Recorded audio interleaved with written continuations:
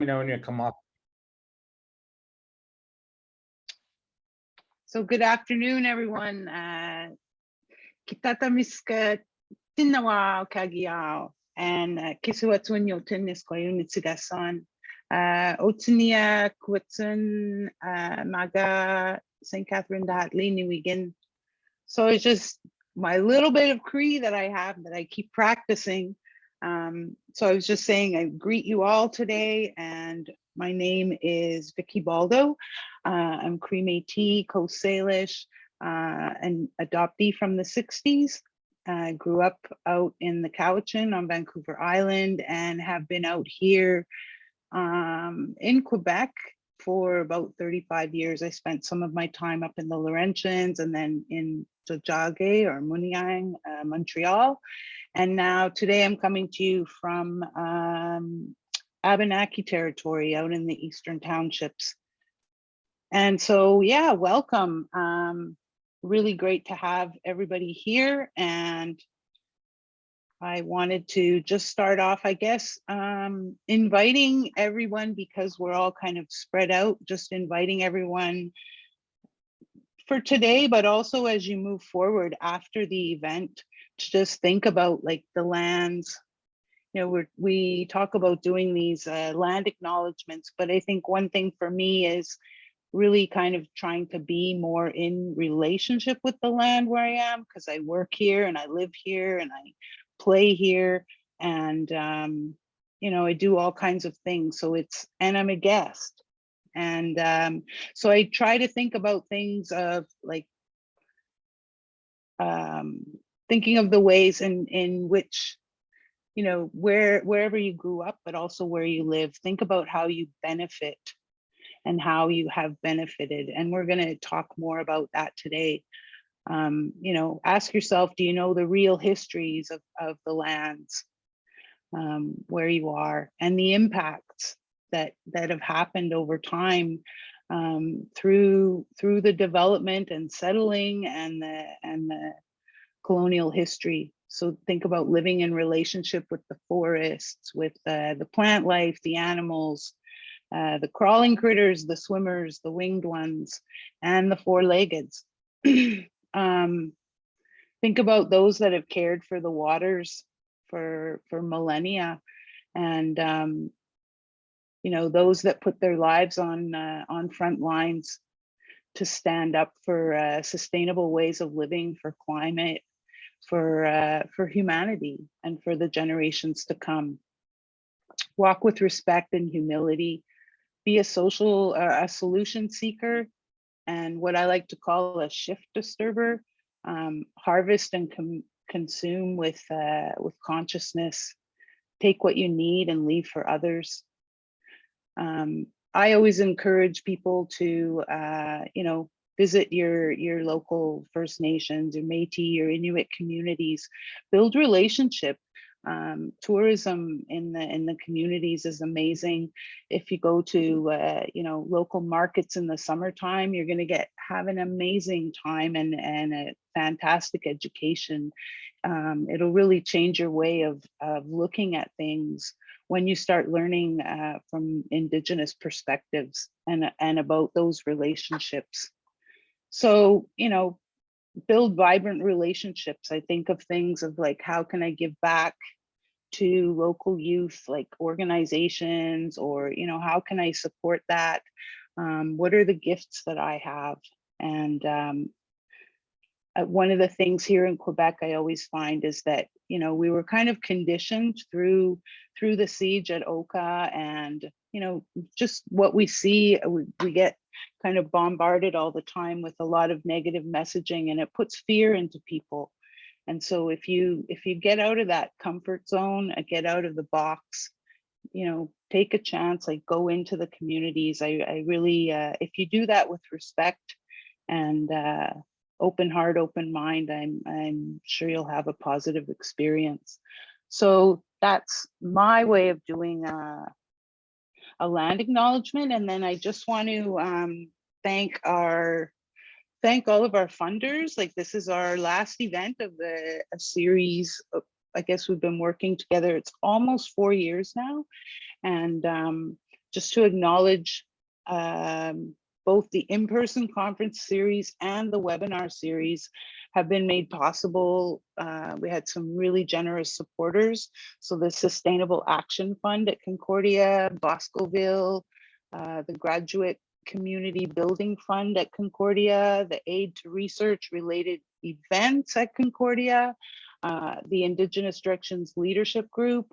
I got to be a part of that. It was an amazing experience. Quebec Public Interest Research Group at Concordia, and Concordia's University Alumni Association, and the Office of Community Engagement as well at Concordia. So I guess I just want to add a little bit again of, I had the real honor of working at Concordia for 5 years in a support role with the Indigenous students there.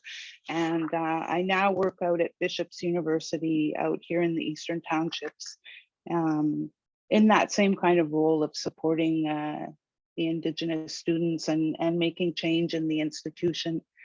And I'm a mother and a grandmother and a great grandmother now. So yeah, I'll leave it at that for the moment and pass it over to Emma or Faye. Emma, for the moment. Thank you, Vicki. Yes. Okay, so my name's Emma, and I'm one of the non-Indigenous organizers of the series. As Vicki mentioned, this is the end of about 4 years of working together. So we had sent out that little recap video explaining some of the work done to date. But really, our goal has been to create a community of practice around this very complex work of unsettling. And the series has been really geared towards, non-Indigenous people engaging in the work of unsettling. So we've all definitely learned a lot along the way, and perhaps some of us will be moved to share a little bit about that today. Pass it over to Faye. Hi, everyone. I'm Faye. I'm also one of the non-Indigenous organizers on the planning team. And Emma and I are just going to take the next few minutes to open the floor ourselves, as well as our other organizing team members, to share a key takeaway that they've found or reflected upon throughout our time together in the last 4 years. This is kind of like a checkout to help bring closure to our event series. And if any of our fellow planning members would like to share something, if you feel moved, then feel free, please do, but don't feel obligated. Before we get to that, I just wanted to also introduce our graphic facilitator. So we feel very lucky today to have Alina Gutierrez with us, who's going to be taking visual notes of some of the sections throughout the rest of the event. So you'll see a small box show up in your Zoom pane, and you'll be able to watch Alina drawing and taking these visual notes as we move along and listen. Thanks, Alina. What's really nice is that we'll all get a copy of these little posters with the drawings after the event is done. So this is like a memory of our time together here today. So we'll start with the key learnings and reflections. Emma, would you like to start us off? Sure. Yes. We had like planned a rather, complicated, long bit of this. And then after we met with Clayton last week, we're like, no, we need to make more time for Clayton because he's going to bring really incredible energy and he has a lot of experience to share. So we didn't want to take too much space away from him. And also, I do have personally some discomfort sort of centering my own experience in this moment. And we're really just doing so in hopes that some of what we've learned might be of value for possibly some of our participants here today who are, working on unsettling. So when I was thinking back about one of my key learnings or takeaways from engaging in this work, I realized that at the outset of this series, I really thought that I was going to co-develop an experience to help other people learn, right? So I was seeing the problem of colonialism very much as outside of myself.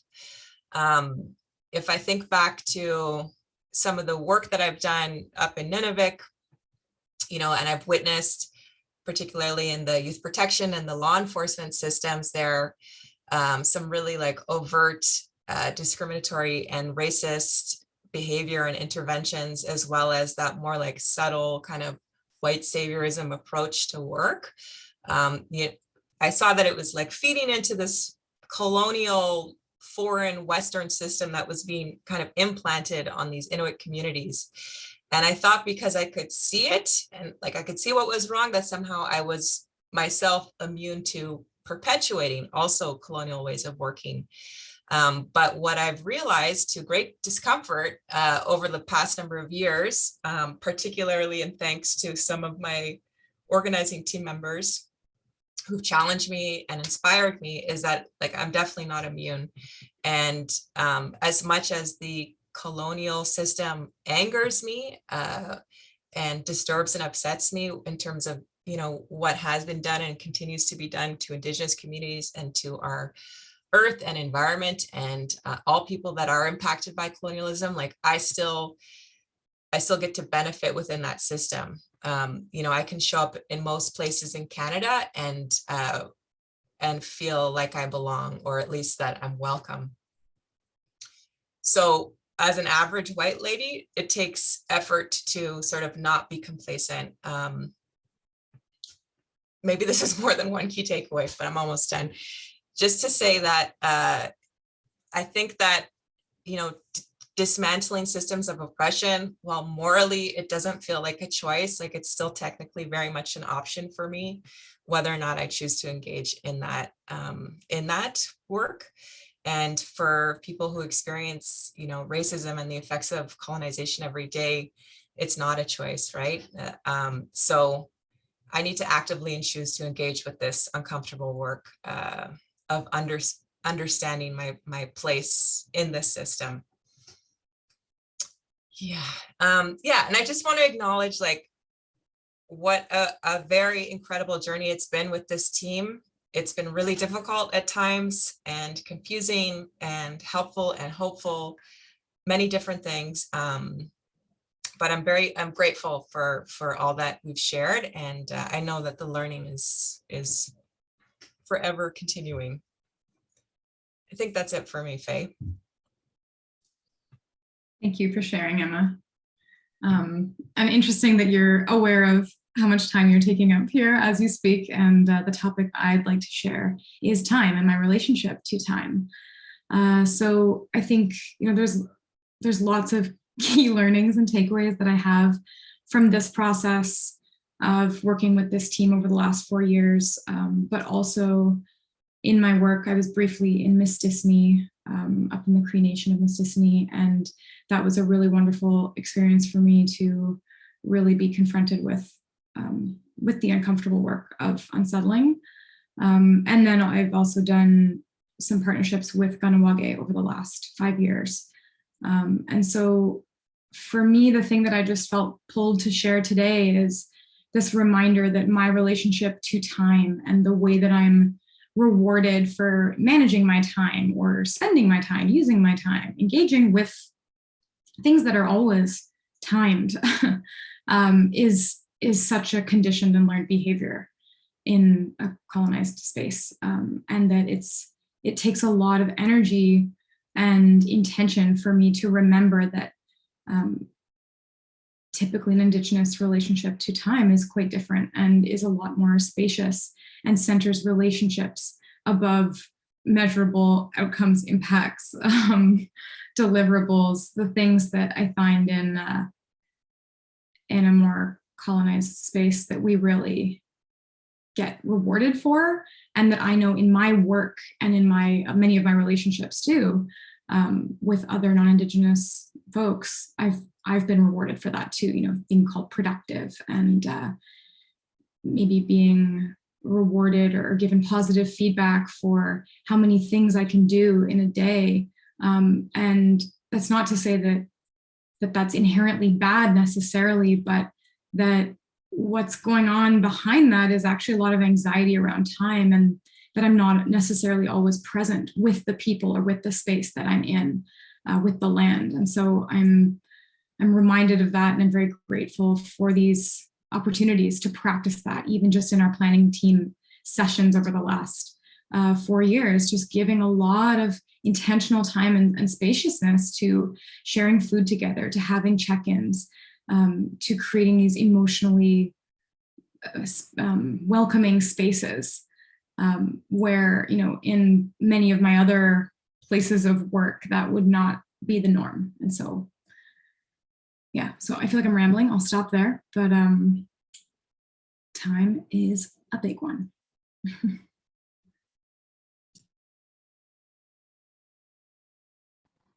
Hi, I'm Warren Linz. I grew up in Regina, urban Saskatchewan, not really knowing much about Indigenousness, Indigenous lands. Um, Turned out I spent summers right adjacent to Kanukamal, which is entity lands controlled, it's an Indigenous community, part of the First Nation of Pasqua and other First Nations.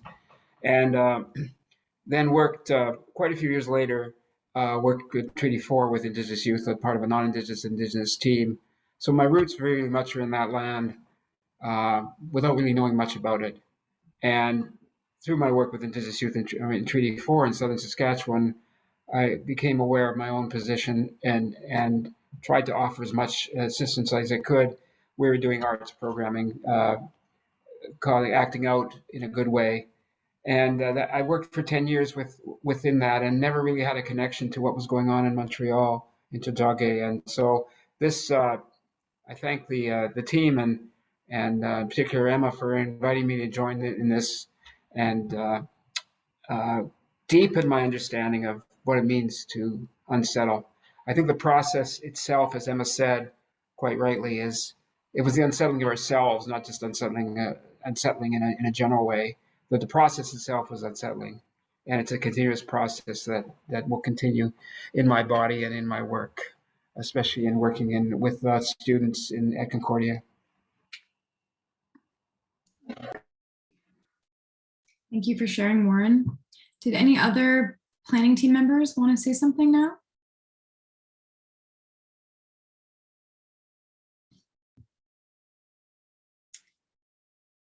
So in the next few days, we're going to be sending out to all participants a PDF that we've created that has all of our key learnings on it. So you'll get this via email, and you'll have access to our key learnings and reflections. And our hope and the intention with this document is that it can serve as a kind of jump start if you ever end up being involved in planning or coordinating events like this in the future. You can just refer to some of our strengths, challenges, the things that we would really like to make sure to redo again in the future, or that we don't think we did so well. So stay tuned for that. And then it'll come also along with these lovely drawings that Aline is putting together for us. All right, so back to Vicky, and we'll keep moving. We're just moving right along. That's good. We're leaving lots of space for why we're here today. Looking forward to our keynote speaker. Emma, I wanted to say one of the things, there's also the video, right, that'll be sent out to all those.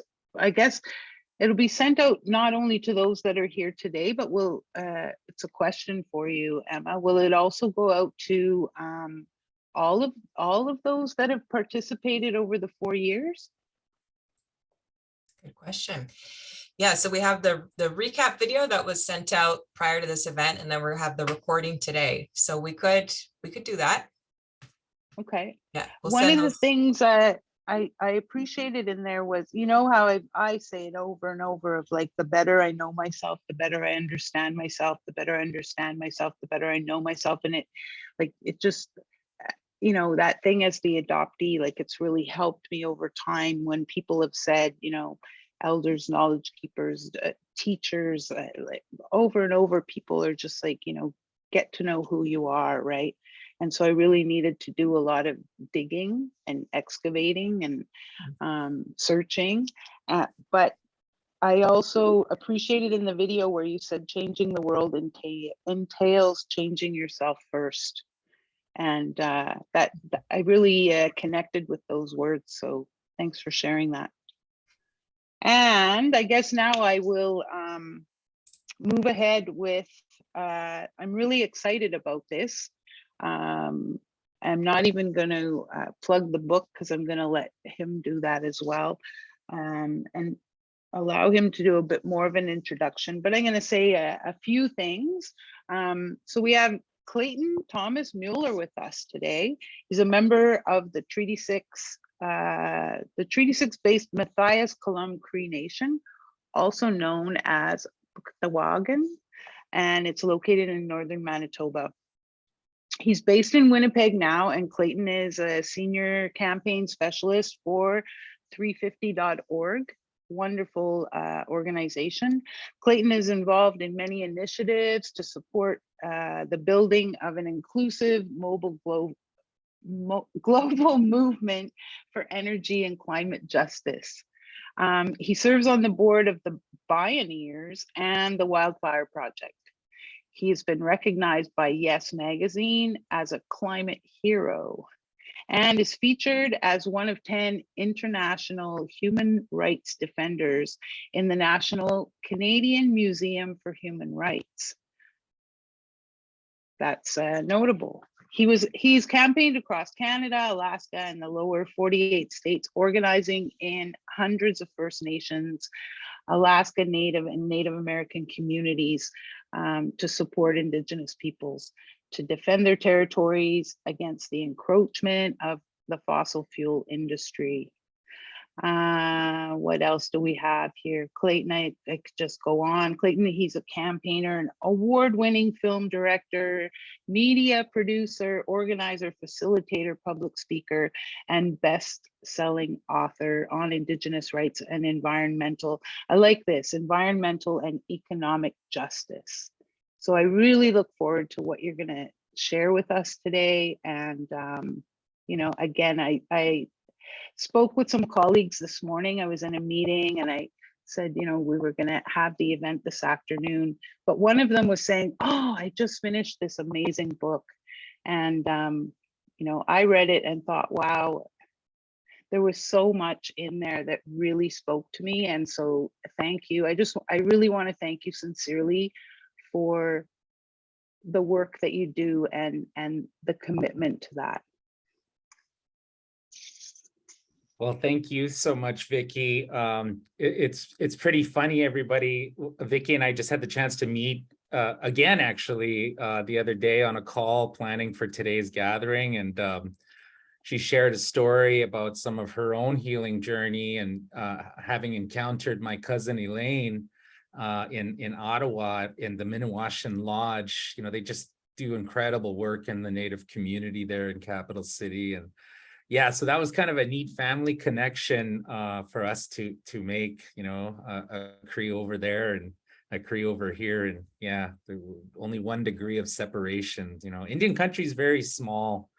So, well, bonjour, danse, zonge benesi anene tishnakas genutotem. As mentioned, my name is Clayton Thomas Mueller, and I'm a Cree man from Pugatawagan Cree Nation. But I live here in the city of Winnipeg in Treaty 1 territory. Definitely acknowledge, you know, the ancestors that this great city's, you know, their burial sites that this great city is built upon. And it's also home to the Métis Nation, you know, so big shout out to all our Métis relatives as well. And, you know, Winnipeg is often referred to as the biggest urban reservation in the world. It's truly a place where if you're Indigenous and you're walking around the core area of our town, you kind of feel a sense of comfort because you see a lot of your own folks, and it's, I don't know, Winnipeg is very much a native town. So yeah, I'm really happy to be speaking to you all. And you know, anytime I speak in the Montreal area, whether in person or virtually, I always acknowledge, you know, all of my relatives from Haudenosaunee, In particular, I always like to shout out, my dear friend and mentor, Ellen Gabriel from Kanesatake. Nothing but respect and love to her and that community. But also Kanawagi and Akwesasne and just the whole community in that region, big shout out of respect and love and admiration to you all, and prayers for you to have health and happiness. So I guess how I wanted to spend our time together today, just so that you know where I'm going, is I'd like to share a quick song just to bring spirit into our call, our conversation. I want to talk a little bit about who I am and why I did the storytelling project, Life in the City of Dirty Water, because it's much more than just a book. It's an entire three-dimensional storytelling universe that poses the 60,000-foot question: what is it going to take for us to move through and heal from the violence of colonization?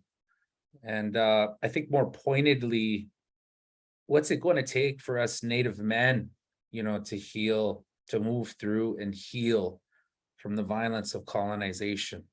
So I'm going to talk about that. I am going to give a bit of commentary on our economy, our economic system that we use in this country. I'd like to talk a little bit about reparations, about truth and reconciliation, and I guess, all kind of under the auspices, all caps, land back. Many of you might have heard this theme, might have seen this hashtag, might have heard some native yelling it out from the rooftops. And then I would like to conclude my comments today just with a brief mention about the climate justice work that I'm doing in my day job with my incredible team that I'm a part of with 350 Canada, and tell you a little bit about ways to plug into some of the organizing efforts we're doing to move Canada off of fossil fuels and into the era of renewable energy, and hopefully weaving throughout that transition, that metamorphosis into a system that doesn't continue to sacrifice our native communities for the benefit of shareholders living thousands of miles away from their destructive investments. And then we'll jump into Q&A. And if there's time, I'd love to just share a closing song. So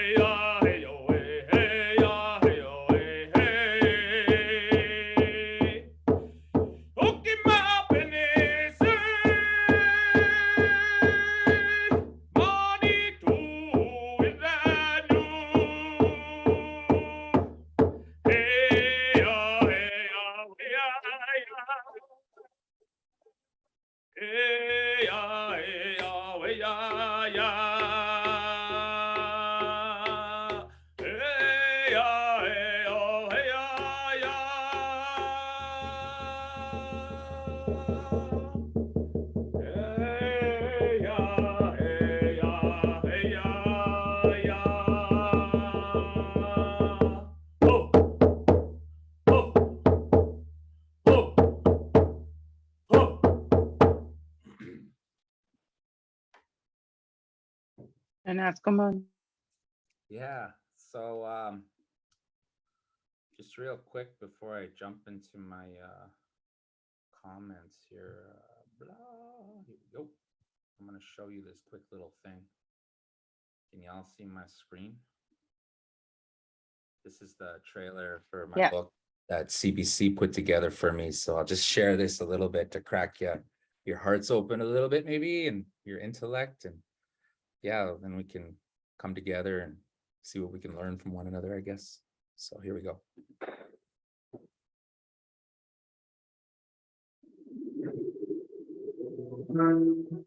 Danse. My name is Clayton Thomas Mueller. I'm a member of Puckatawagan Cree Nation. I ended up in Winnipeg because my family was dispossessed from our land. In my language, Winnipeg means murky water, a toxic swirl of gangs, drugs, anger. My healing journey began when I reconnected with nature, with ceremony. I realized everything is connected. The urban gangsters to the elders on trap lines, the bleakness of despair to hope. Driven by love and forgiveness, I fight to protect Mother Earth. A warrior in the city of dirty water.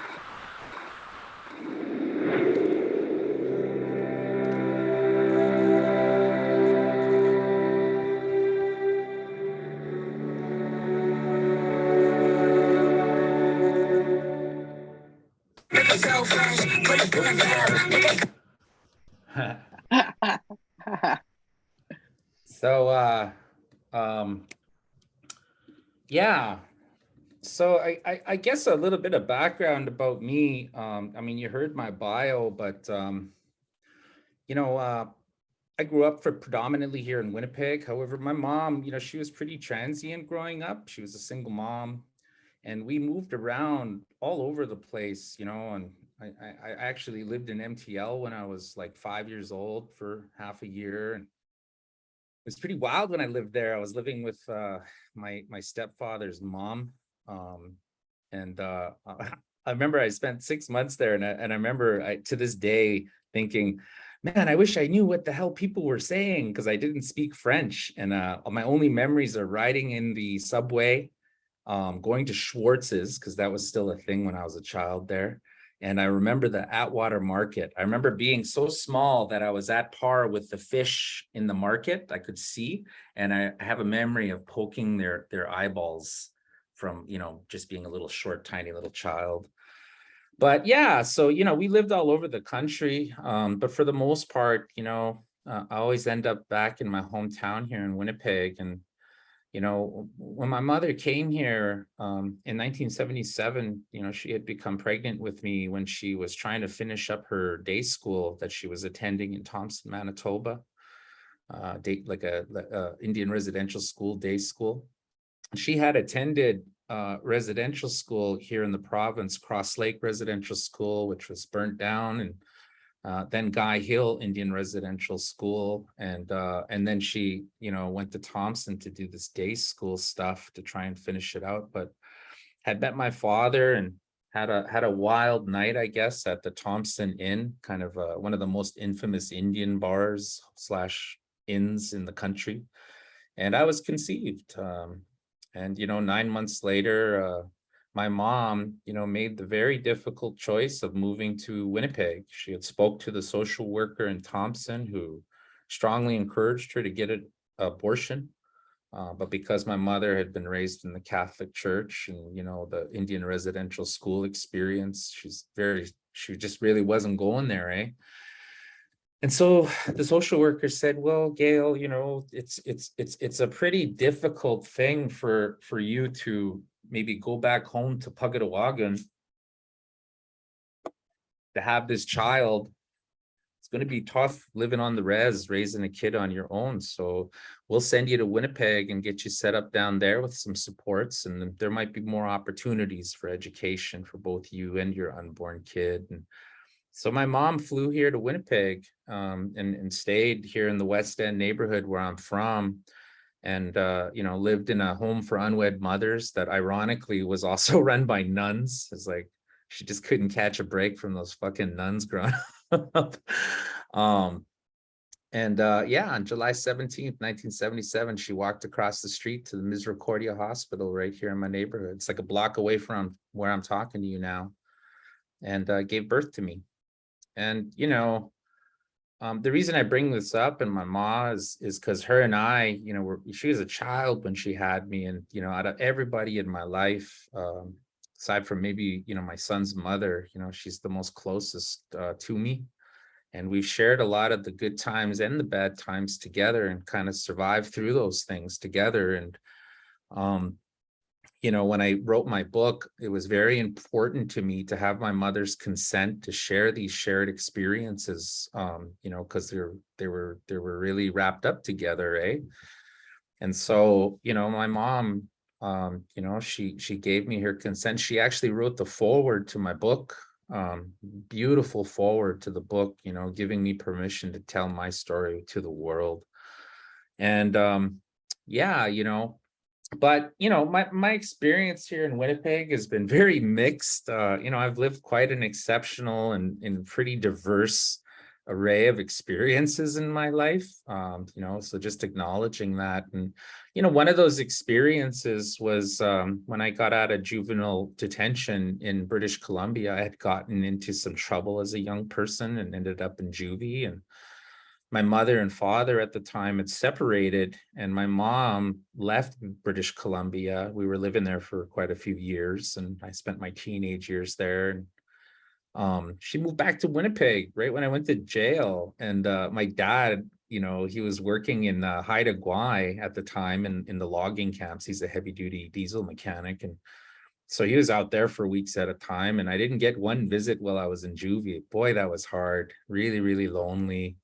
And but there was a lot of good lessons learned when I was in juvenile detention, you know, and it was really my first time that I got really politicized towards being activated into organizing, you know. And I did have an experience when I was in juvie, motivated by, I think, the 80th or 90th time I had found Malcolm X's autobiography in the library, and shit, I must have read that thing like 90 times when I was locked up. And I had a really amazing experience in there, organizing with other Indigenous kids who had gotten in trouble and found themselves locked up too. And, you know, we had organized an initiative to have peace in our unit. And, you know, for my last month in juvie, gosh, all of us kids in the unit were getting along really good and sharing, you know, and it was awesome.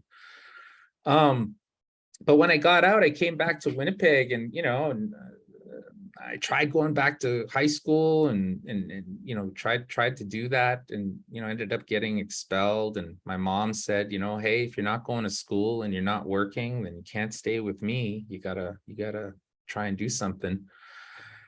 And so I became homeless here in Winnipeg, and it was a pretty rough go. You know, I was couch surfing and sleeping on people's couches, and, you know, eating out of garbage cans, you know, find a half-eaten Subway sandwich and just be like, yeah.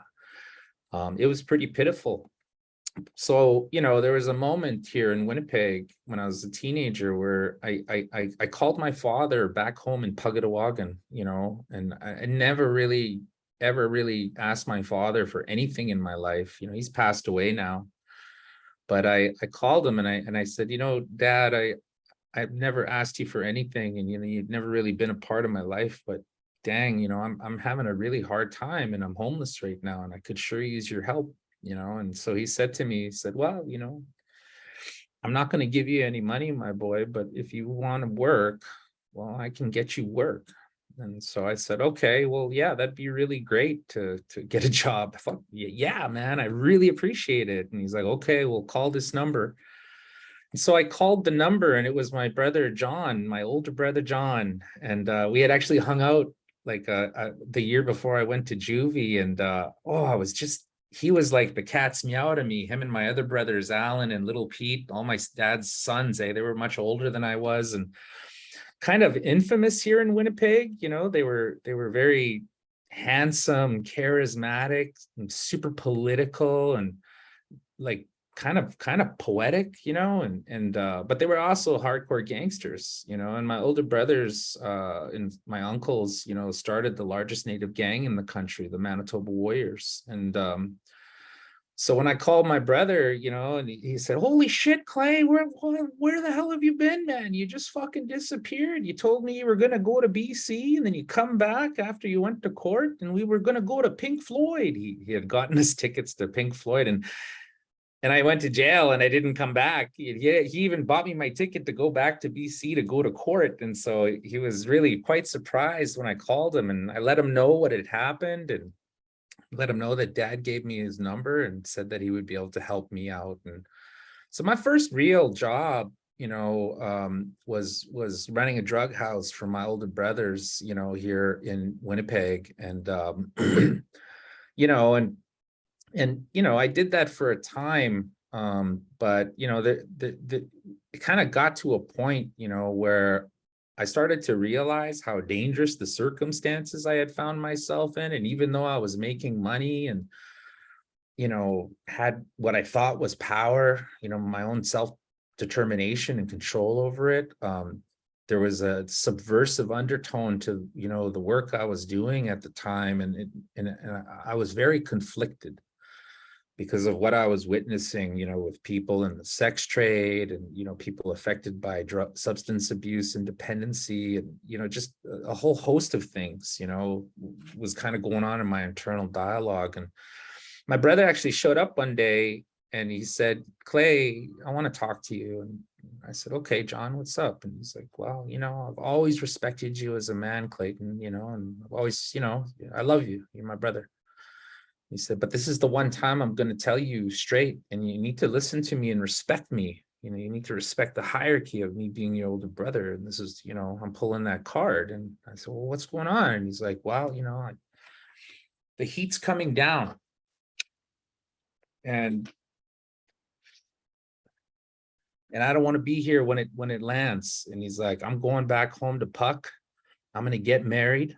And I'm going to hunt moose, and I'm going to fish like our father used to. And I'm going to have a gang of children, and I'm never coming back to the city."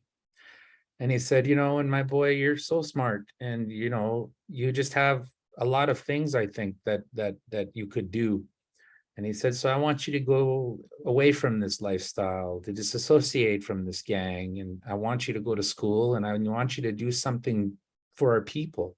Go out there and do something for our people." And it was really crazy because the next day I was with my girlfriend at the time, who's now, she's the mother of my children. We're separated now. That's another story, but we're still best friends and co-parenting two incredible teenage boys. But at the time, she was just a girlfriend that I just met, and she said, "Clay, I really like you, and I think that maybe I might want to spend my life with you, but I didn't sign up for this gangster shit. And you're like way too smart to be doing this shit. You got to do something with your life. You can't just like hustle all day. You got to do something." And so, that was a really intense thing to get hit with over 2 days, right? When you're I think I was 18 at the time or 19. I was just a kid myself. And so I went and talked to my uncle Brian, who was the president of the Manitoba Warriors at the time. And I said to him, I said, "Hey, man, I really want to go to school, and I want to do something for our people. And I want to get your permission to do that and to leave my post, And he said, "Oh, okay. So you're going to go to school then, eh?" And I was like, yeah, I want to go to school and do something good for our people." And he said, "Okay, well, I'll support you to do that. Yeah, that's a really good thing. Yeah, you should do that. You're a smart guy."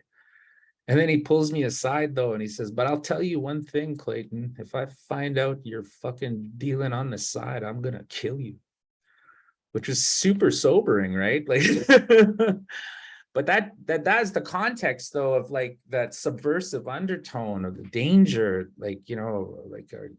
and just the state of affairs with a lot of the men in my life at that time. They were all, really damaged by institutionalization and by, Manitoba Warriors originally was supposed to be a really positive thing.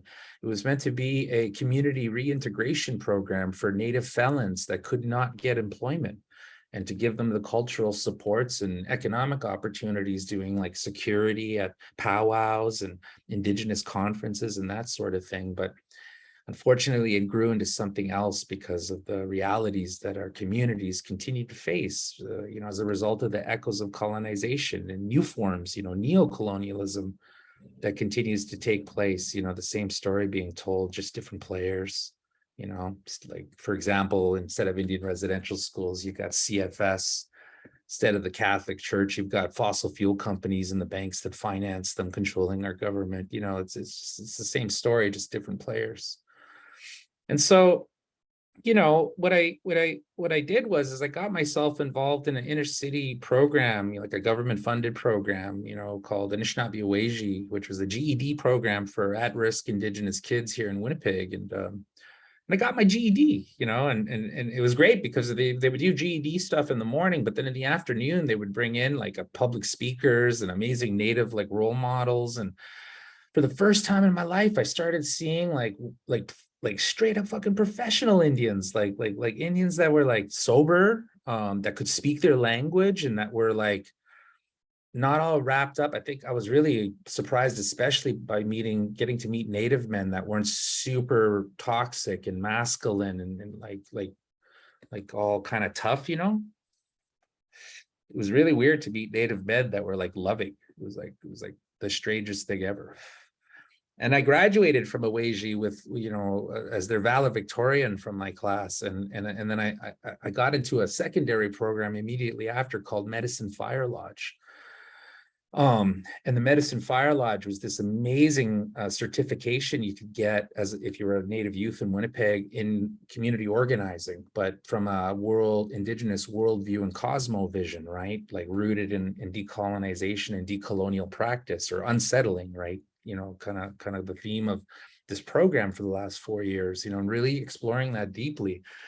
And I remember they brought in like people from the American Indian movement, from the Red Power movement, from the Black Panthers, like hardcore feminists from the feminist movement, to speak to us kids. We got to meet with gang leaders, with political leaders, and really got a crash course in systemic racism and like anti-oppression and critical race theory.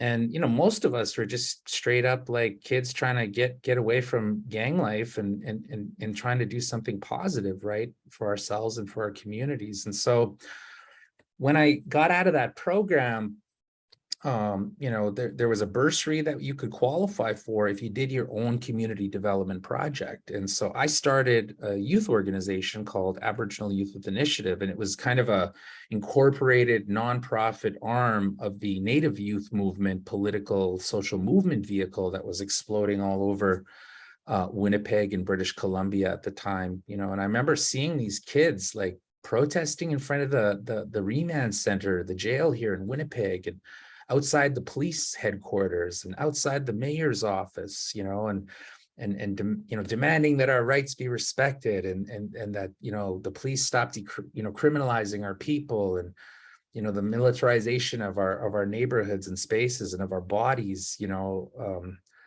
it's just all this radical stuff, and all under the auspices of this theme called decolonization, and I got super motivated by them. And I was like, I saw that there was something bigger in life, and something good to fight for, the good fight. And I remember there was us Native Youth kids, we'd always get together at like the Robin's Donut coffee shop in the North End here in Winnipeg on Selkirk and Salter. And we'd talk all through the night. We were all sober, trying to stay sober. So we would just hang out in these coffee shops late at night and eat donuts and drink coffee and talk politics. And I remember they would always be angry about Aboriginal Youth with Initiative was the name of the org. But yeah, they would always be like, oh, we don't want to conform to the colonial system and we don't want to incorporate, but we need funding to like convene young people and bring in speakers and to do workshops and to travel and, and to pay for direct actions and civil disobedience and our communications work. Like, there's a long list of things they needed. And so I said, well, shit, why don't we start a different organization with a different name, doing really good work, and start raising money from, folks, get charitable tax status. And that's how that organization came about. Unfortunately, Aboriginal Youth with Initiative came out right in the transition from analog to digital.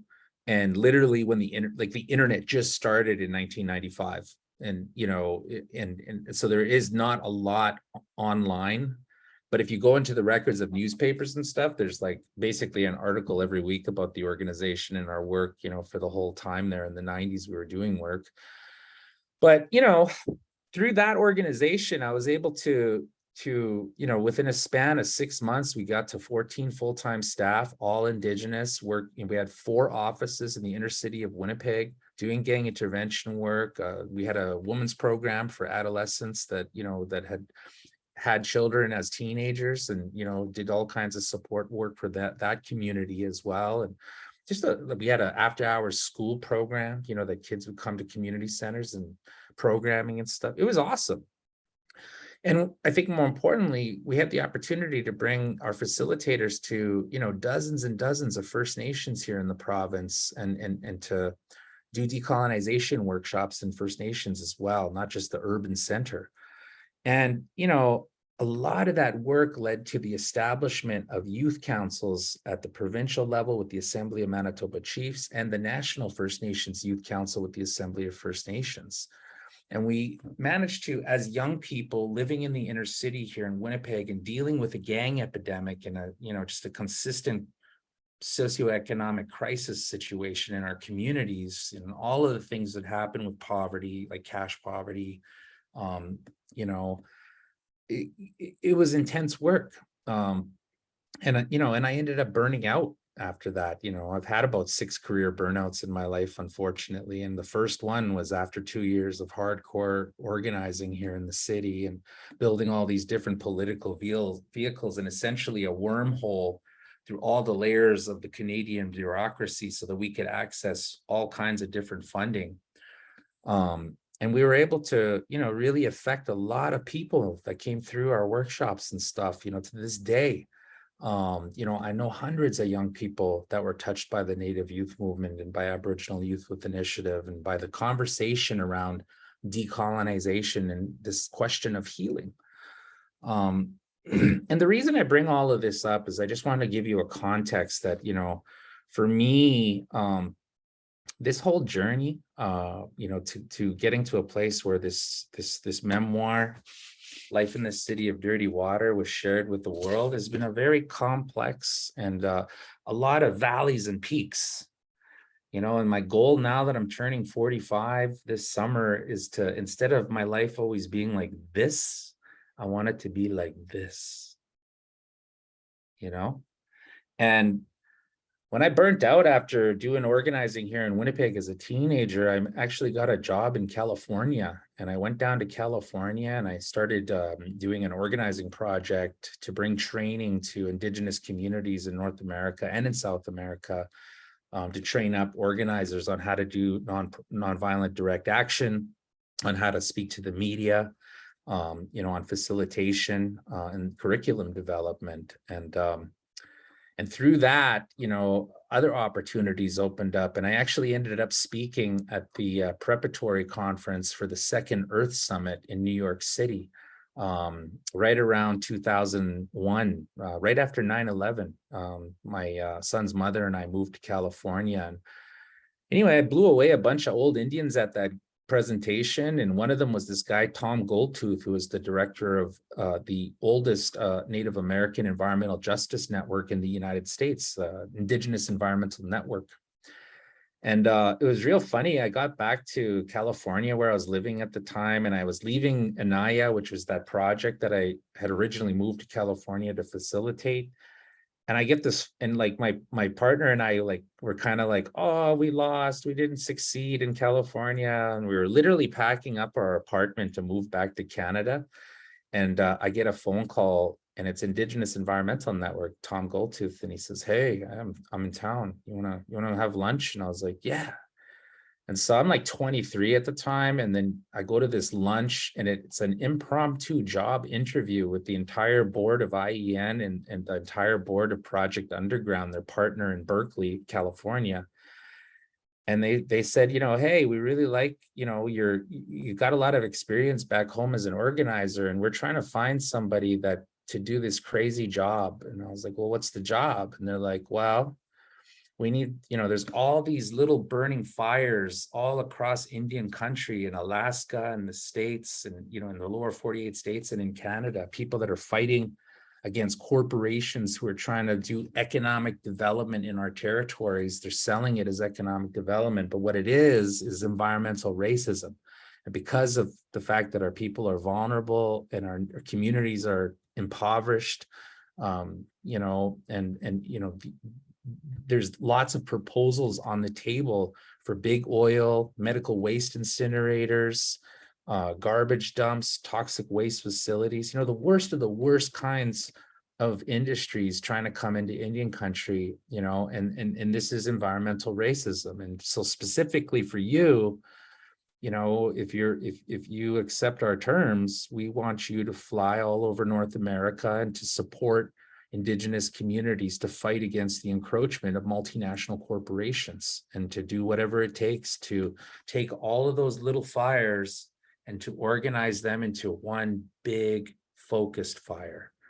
And I was like, fuck yeah, that sounds amazing. I was scrappy as hell, right, at that point, because I'd come out of years of dealing with the police and with, the city of Winnipeg, and, just dealing with some very heavy issues that our community was facing. And I just thought this sounded like the coolest thing ever. And so, for my adult life, I've been an organizer working for the global climate justice movement and its intersection with, our Indigenous rights and sovereignty movement that's taking place across Mother Earth by Indigenous peoples. And, I think, over the first 10 years I was with IEN, I was helping support 33 campaigns in local communities, fighting everything from coal bed methane extraction to liquid natural gas expansion terminals and, export terminals, to long-term nuclear waste repository, facilities like Yucca Mountain in the Western Shoshone Territory and the Skull Valley Ghost Chutes long-term nuclear waste proposal. Did a lot of work. And eventually that work led to this one big fight. I was at a Protecting Mother Earth conference by the Indigenous Environmental Network, and there were these 3 Dene women that showed up. And, every year they bring together all the communities that they work with, and the communities share what's working and what isn't in their campaigns, and they share meals and they have ceremony and they pray together. And it's just a really cool Native gathering. And so at this gathering, these women, they were really humble. They sat there and, there was a niece, an auntie, and then a grandmother, all from the same family, 3 generations of women from a place called Fort Chipewyan, north of Fort McMurray, Alberta, north of the Alberta tar sands. And, they listened to everybody and what everybody was saying about their fight against big oil and the way big oil was destroying our climate, our water, our land, our food supply, our food security, our water security, and our climate security. And at the end of it all, they got up and they said, we're here from Alberta, and we want you to know we've heard everything you all are saying, and we stand with you and we'll help you however we can. But we're also here to ask for your help. And they said, we have the largest oil and gas development in our territory on the planet. And it's a really scary situation that we're facing, and we really need your help. And it was at that point that my boss told me, he said, we got to go up to Alberta and see what the hell's going on. And so we put together a delegation and we went up to Fort Chip. This is like 2005.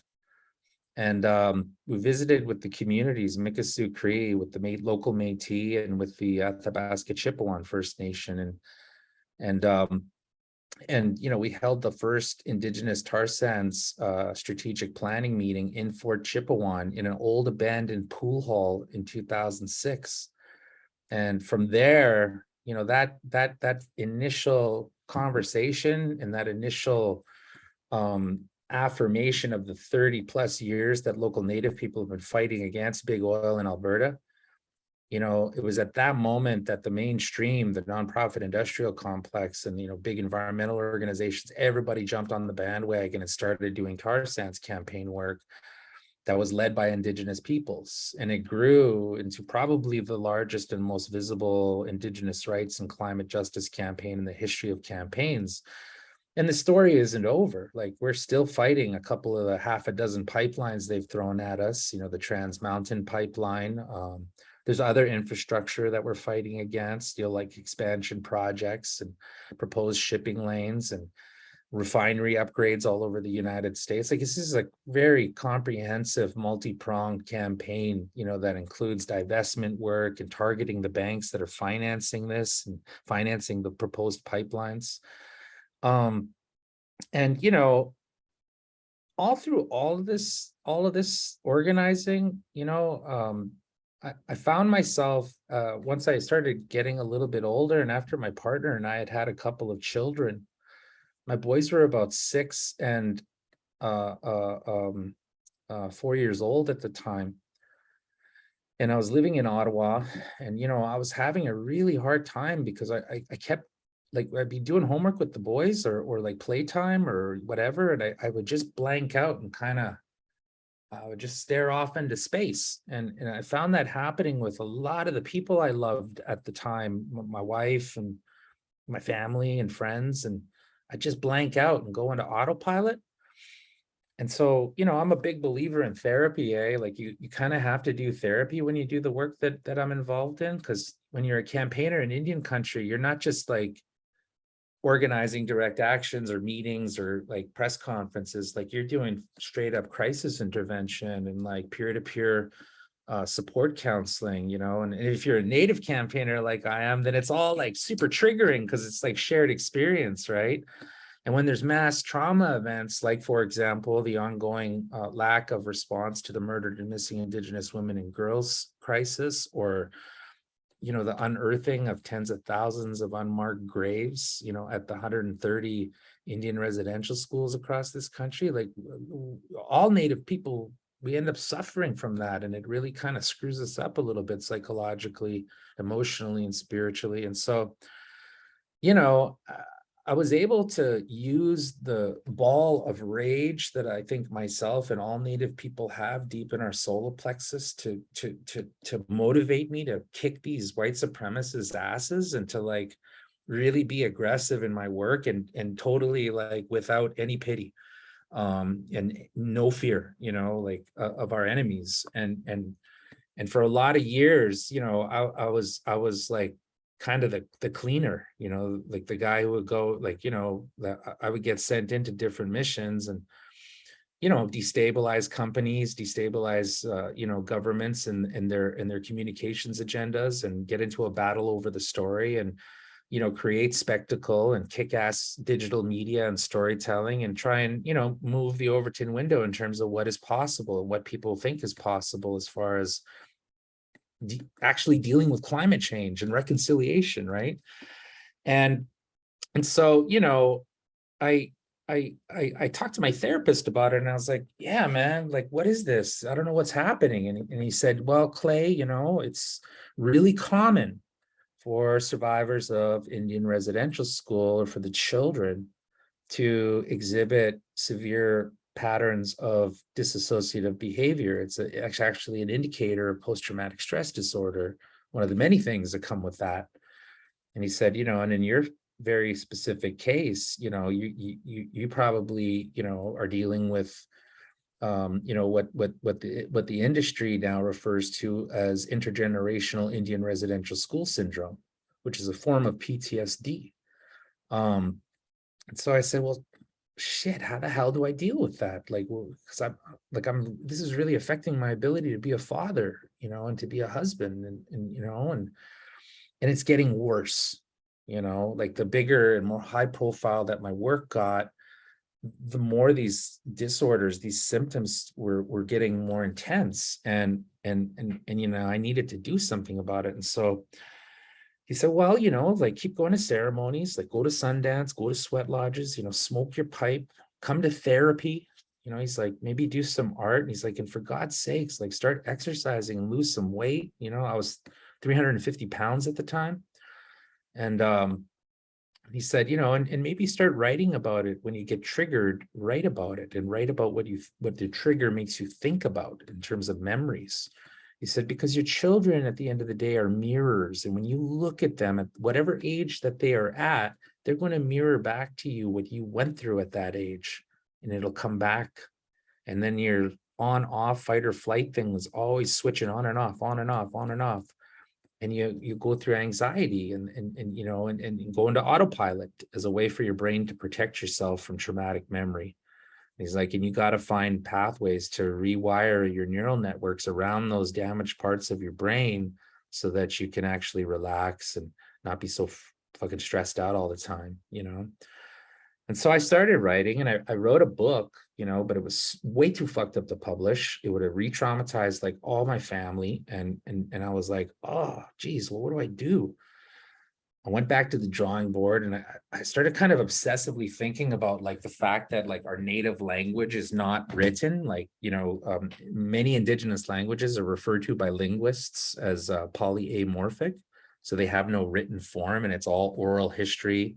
And all of our knowledge, our traditional ecological knowledge and our understanding of the place where Creator put us and how to take care of it, you know, knowledge that has come through thousands of years of observation and trial and error, all of that information exists in the words of our language, you know, and our social systems are passed on, you know, the norms of our day-to-day community life and the way that we take care of each other. And for those that cannot speak for themselves, all of this lives in our language. And the art of oration even is something very serious to Cree people, you know, and it's really interesting because when the white men came here, they were like, where's the chief? Where's the chief? And then they found the chief and they're like, oh, you're the chief. And we're going to have a negotiate this and that and blah, blah, blah. We're settling Canada and nah. But what they failed to recognize was that those chiefs are just spokespersons, and they're actually put in power by the grandmothers because we're a matrilineal society, you know, and your clan actually comes from your mom in Cree culture, you know, like the surname, I guess, the equivalent of surname would be from your mom. So, you know, I was just obsessing and thinking about that. And then I got to thinking, you know, why am I like stressing about trying to write a book? I should just like tell stories. And then you know, I've been a filmmaker for a long time and working with lots of really talented filmmakers, including my co-director, Spencer Mann, who co-directed the film Life in the City of Dirty Water, which you can all watch, by the way, on CBC Gem. It's a short doc. It won some awards and stuff, premiered at Hot Docs. I'm really proud of it. So you should check that out. But yeah, Spencer has traveled with me all over the planet, like, you know, creating amazing movement videos, you know, those kick-ass like 2 to 5 minute videos from pipeline protests or from UN conference protests or whatever that you see like on like Facebook or TikTok or Instagram. Like we make a lot of stuff like that, you know, with the how to get involved link at the end, right? And so I was like, you're always traveling with me. So why don't I, if I raise some money to pay you for extra time in editing, do you think maybe we could bust out and record me telling stories about growing up in Winnipeg alone, or not alone, but growing up in Winnipeg as an Indigenous person? And he's like, yeah, that sounds amazing, man. And I was like, yeah, it's going to be really good. And I'm going to turn it into something. I don't know what yet. And so for 18 months, we did recording on the road. And I even flew him into Winnipeg a couple of times and we recorded here. And then we took the audio from all of the hundreds of hours of storytelling and we piped it through Google Voice to Text. You know, it's part of the Google suite of tools. And it actually spit out the manuscript, which we then took and, you know, edited into, you know, what became the book Life in the City of Dirty Water. But then we also took the footage from the film and we cut the short documentary. And then we also created about 40 vignettes, 1 to 5 minute videos of me just telling stories that aren't in the book or aren't in the film, as well as podcasts of people who are in the book Life in the City of Dirty Water, reflecting back on the memories that I share in the book, even if they're contrary to mine. Photo essays with audio bridges of me describing what's going on in the photo. And all of this stuff, you know, the vision is that it would be driven by a North American speaker tour. You know, I do this live show where I use all the different facets of media and I read from the book. It's super dramatic. I'm throwing pages. I perform an R&B song and I also sing some drum songs. And then I have a long 1.5 or so hour conversation with the audience about that 60,000 foot question that my memoir poses, which is, what's it going to take for us to move through the violence of and heal from colonialism? And more specifically, what's it going to take for us men, to heal and to be able to be present, And I think that, this book project, if I'm being really honest with all of you, it almost killed me. I ended up relapsing pretty significantly on alcohol dependency while I was writing this book. And it really affected my son's mother, Corinne, and my sons as well, And so I had to move out of the house because my son's mom and I both agreed that the kids should just see me when I'm at my best, and that I needed to get some supports and to deal with the trauma that life in the city of dirty water had brought up. Because over the 7 years to last August, when the book dropped, I was going through a process of deconstruction and trying to assess what were the pieces of trauma and hurt and anger and hatred inside of me that were mine and that I needed to take responsibility for, and to delineate between the things that I was carrying from abuse as a child, sexual abuse and physical abuse and emotional abuse, racism. Yeah.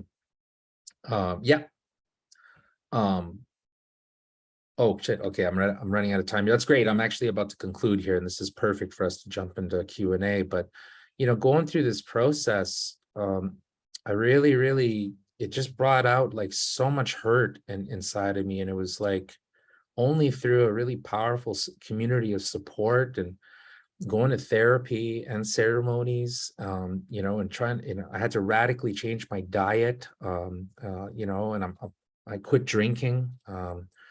I'm battling with that anyway. I've had 3 relapses now since I quit in December, 3 nights where I went out and had drinks because I was stressed out. I don't know, just being honest with y'all. But, but now that the book is out and that I'm actually talking with community about it and engaging in a very present way about the realities of going on a healing journey and taking responsibility for yourself so that you could like actually, I think show up in your community and take care of people. It's been a really wild journey, but a very beautiful journey at the same time. And when I wrote this book, I just prayed that it would touch as many people as possible and maybe open them up to having a conversation about understanding, Indigenous peoples and our shared experience a little bit more, and maybe being a little more patient with us and really undoing, some of these well-funded, well-articulated racist narratives that the government of Canada and the private sector put out about us Native folks, because they're just not true. And us as Native people, I think what we're coming to realize is that we've been subsidizing the wealth of the rich for 200 years now, and we've really gotten a bum deal in this situation. And, while I might be a real nice guy and really pragmatic and diplomatic, some of these young people that are coming up are going to be in a completely different place. And we need to have these hard conversations so that they don't feel trapped and like desperate, because that'll lead to not good things. And we need to deal with this polarity that exists between Native people and everybody else in this country. Because when there's polarity, there is no moving forward, there is no compromise. And so we have to find ways to bring us back to the center, even if we fail, and just keep going through that process of convening and healing, So I'll leave it at that. Let's get into some Q&A because I'm more interested in what your questions are of me, and instead of guessing what you want to hear from me. So yeah, I'd love to open it up. Vicky, back to you. Well, I think maybe Warren's gonna do that thing where he pins us side by side on the screen. For sure. Clayton, yeah, thank you. There's so many things in there. It's incredible how, there's a few years difference between us, but at the same time, there's a few points in there that really resonated for me as well in my healing journey. And I'm really grateful, I was about 18 and hanging out in the Okanagan with the Hells Angels. And, there was the adoptee, trying to find myself and find a place of belonging. And they were like, hey, you got a head on your shoulders. You're more than TNA, and you need to go do something with your life. Yeah. And I'm as I walked away, kind of tail between the legs, thinking, oh, rejected again. But really, really grateful for those people that come along on our path. And when we realize that it's like, oh yeah, we're always being taken care of, you know? Mhm. And then you do that commitment of like, okay, I'm gonna work for the people. And, you know, I learned that from our common connection. I remember coming out of the sweat years ago, like 20 years ago, and Mhm. Elaine saying to me, like, you commit to working for the people, and your life will take like, it'll take 180. amazing. Yeah, like it'll the ride will be amazing, you know, it'll be a cool journey. Mhm. And doing that writing, like hats off to you, because I know that when we start sharing our own stories, like the people around us, we drive them crazy. Like, Yeah, that's a very real 'cause thing, you're you know. excavating and you go so deep in that. But thankfully that too, like, you know, Faye was talking about time, and I think of like in my healing, recovering from like all those levels of abuse that, you know, that you know all too well too, when you've got to forgive yourself because like your skin betrayed you, right? Yeah. um when you when you're doing that work, I'm thankful that it comes in what I like to say of the dueness of time. Yeah. You know, that there has been a gentleness to it, as intense as that is.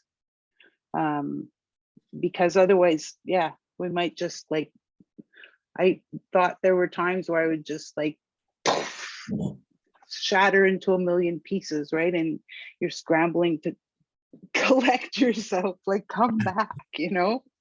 Yeah. So anyhow, thank you so much. And I've got some questions coming in. Yeah. We're in webinar format, so it's a little different, right? If we were in Zoom, it would be great. I'd say to people like, hey, turn your cameras on and let's chat, but we're in webinar format. That can So get very dangerous when you're doing a webinar, but yeah. so how about well, I guess the first one is, how many years after leaving the gangs have you been doing good things for your people? Well, we know now, like that question came in early on, and then I think you went on to share quite a bit. But you've been at this a few decades, at Yeah. least a couple. And I mean, I would also just say that, like, you know, I never left my family. You know, I got family that are still gang affiliated, you know, straight up. I mean, Right. my father is in federal penitentiary right now. You know, he just was up for parole the other day, and unfortunately he didn't get it. But yeah, like these are my family.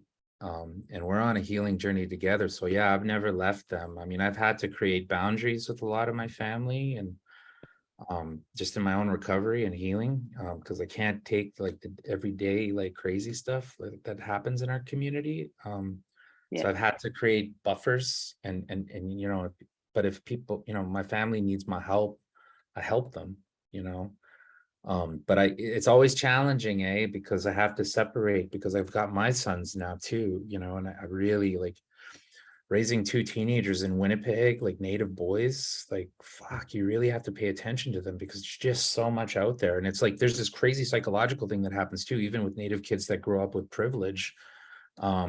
You know, because my kids live in like River Heights here in Winnipeg and go to like, you know, like these rich white schools, and but like they like totally romanticize like you know, the like West End and North End and Central, and like, you know, all their cousins, like there's like this romanticism of that kind of situation that they do. So we're always actively talking about it. So yeah, that you know, but yeah, like right from day one, you know, when I decided to go into community program, you know, I was doing volunteering at different community events, and, you know, meeting elders and political leaders and just really cool people in the community that were, you know, into powwow and, you know, just other culturally relevant things that I'd never really gotten to see before. So, yeah, but ever since then, you know, like really my entire adult life I've been organizing. It just kind of it morphed into bigger and bigger things, and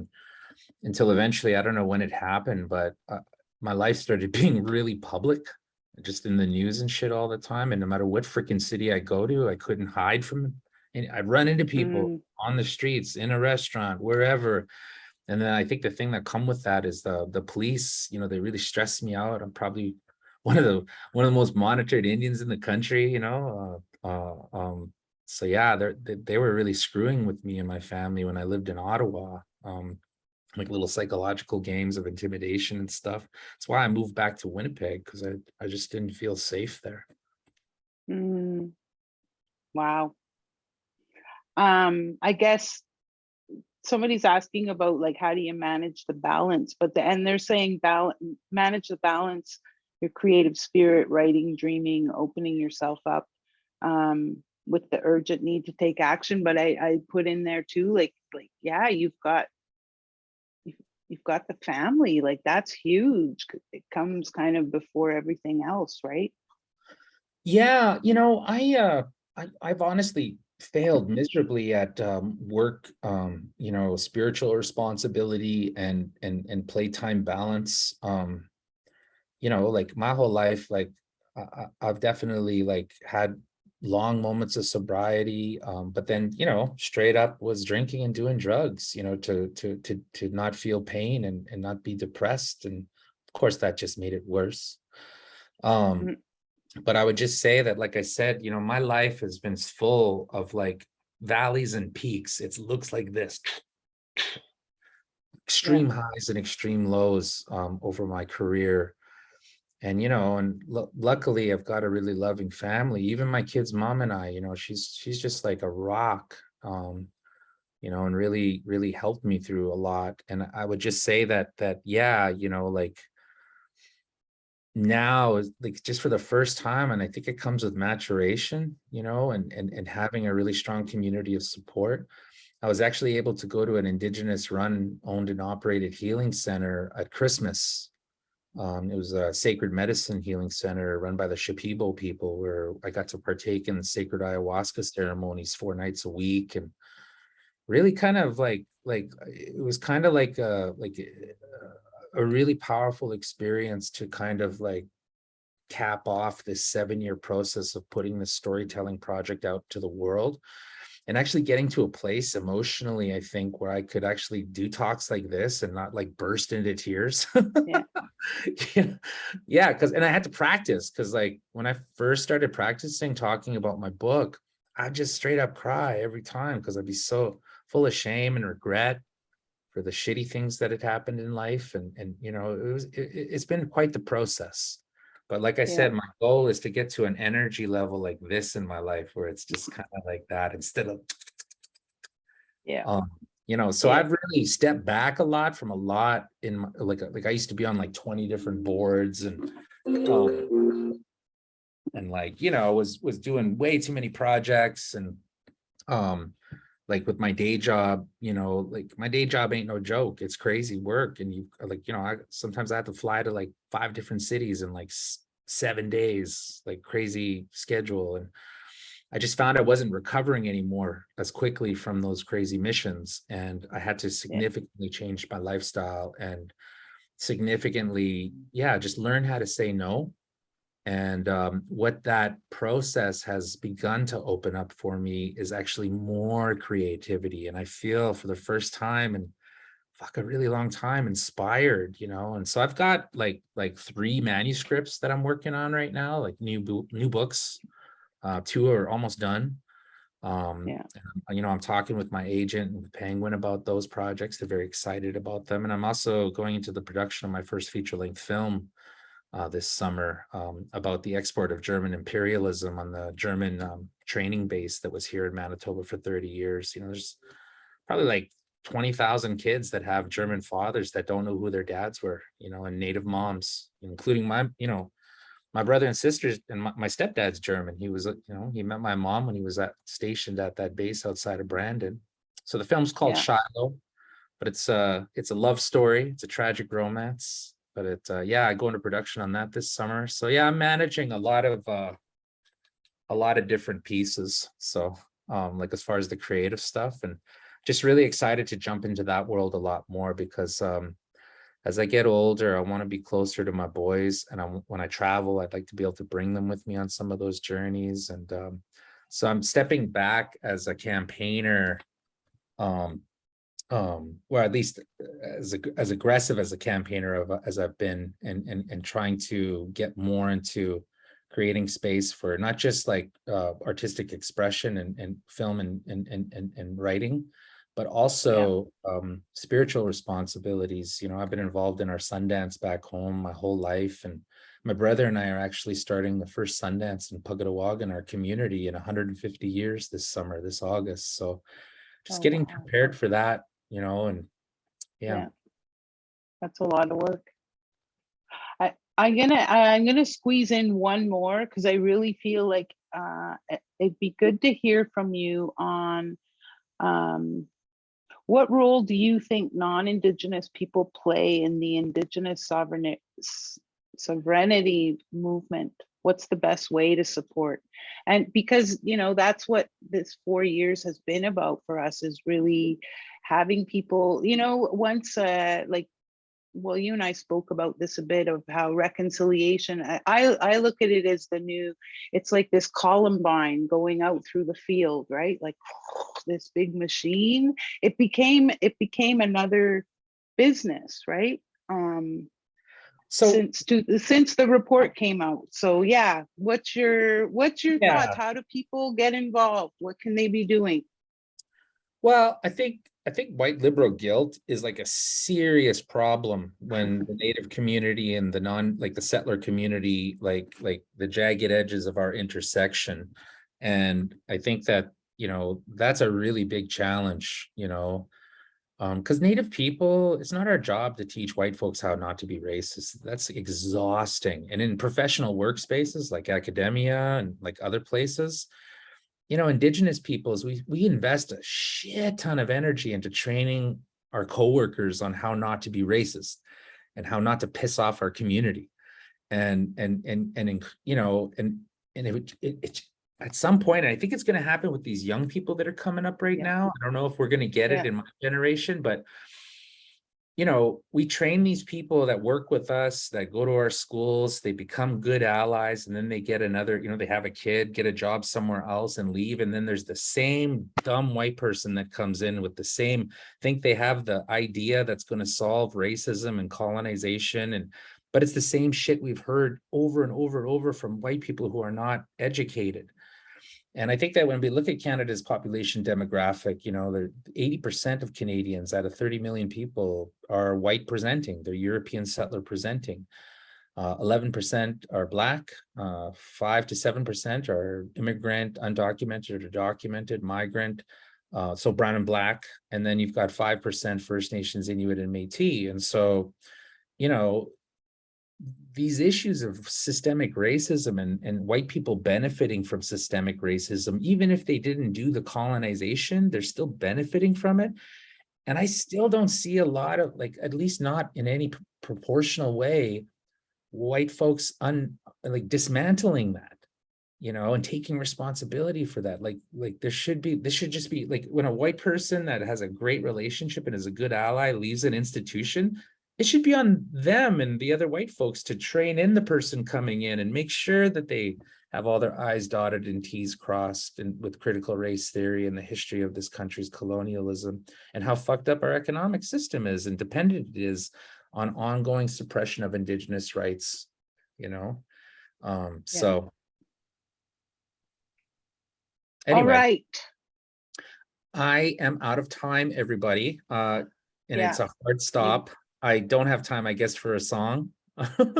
You do have time for a song always. I totally respect that. Naka. Oh, this is just one person saying that Naka needs to leave. It is the way to finish things. Bring the circle. Jump into a song and then we'll close it up.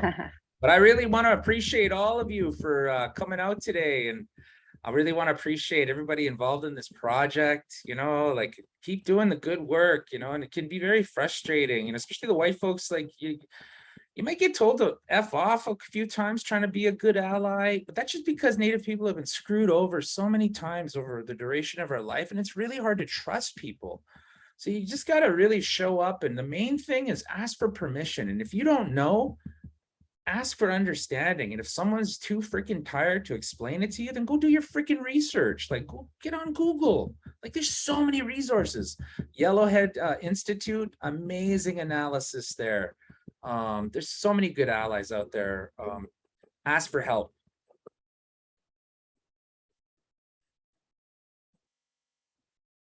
Come with me down to the river. We'll watch your buffalo drink from the waters of life. Hey, ya, yo.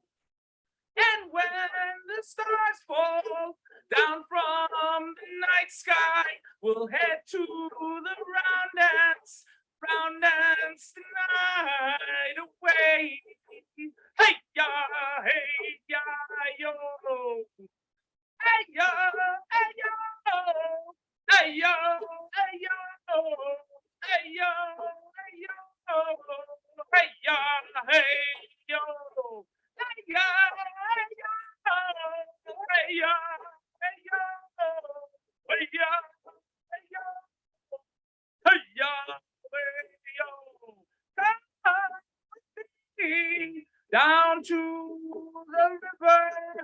We'll watch your buffalo drink from the waters of life. Hey, ya, yo. And when the stars fall down from the night sky, we'll head to the round dance the night away. Wait, ya, hey, ya, yo. Thank you very much, everybody.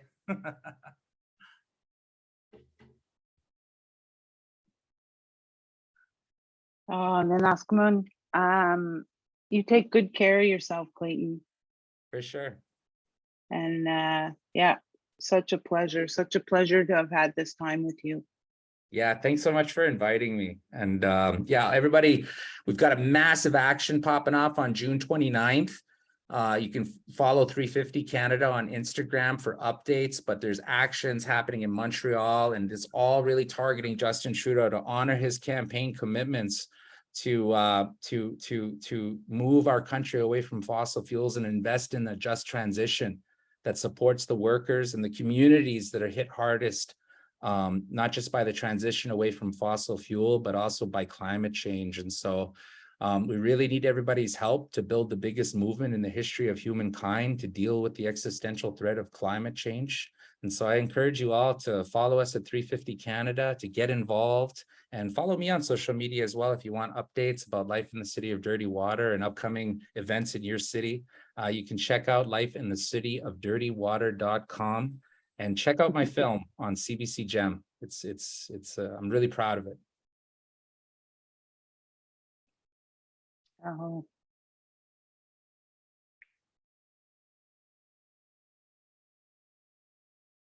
Thank you, everyone, for coming out today, and wishing you all well. The team will be sending out, like we said earlier, they'll be sending out those takeaway points. They'll be emailed to you, and I believe the notes that we had from the graphic note taker also will be shared. Clayton, I don't know if you have to get to your boys and dinner. We're gonna have a bit of a I just let Emma know I have a couple minutes. Great. Okay, so I'm gonna bid everybody a good evening, and remember what I said in the beginning there too, in that land acknowledgement of, like, walk, be conscious, and think about that. Put some real reflection into how you're gonna live in relationship with wherever it is you live and play and learn and work and all that. So thank you again.